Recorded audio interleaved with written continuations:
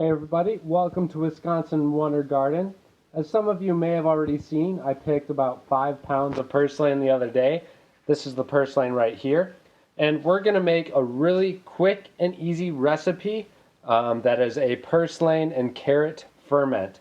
All you're going to need, of course, is purslane, carrots, and Himalayan pink salt. If you don't want to, you don't have to use Himalayan pink salt, but I prefer it over any other salt because of what's in it and the mineral content. If you want to, you can use sea salt as well.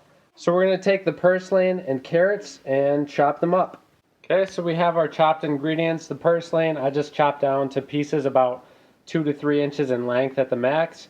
And then the carrots really doesn't matter. It's up to preference if you want to slice them, dice them, all up to you. So we're going to take these and place them into the jar.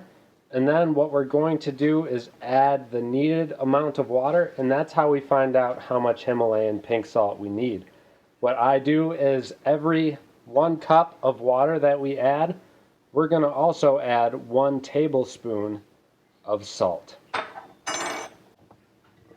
I'm also going to put most of the carrots on the top because they'll act as a nice weight to keep the purslane down during the fermentation process. What you don't want when you're fermenting foods is you don't want your vegetables to rise above the water line. That's when you're going to get mold and issues with your ferment. So we got our ingredients in. We're just going to mash them down.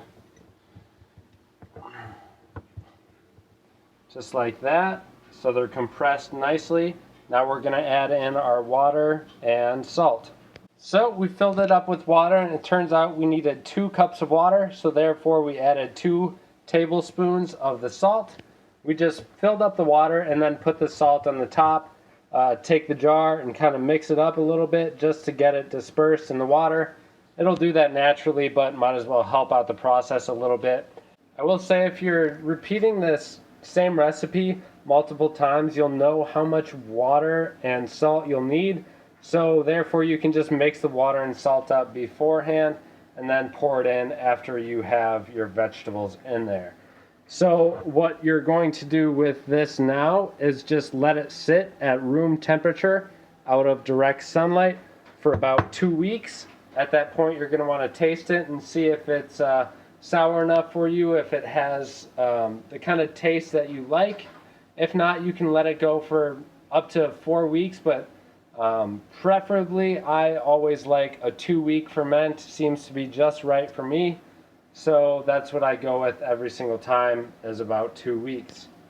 You can just use the lid if you would like. Just put it on there and then have it loose so air bubbles can escape. Otherwise, there's multiple kits online that you can buy on Amazon. I'll have a link to those down below. A couple of different fermentation products that you can use at your home.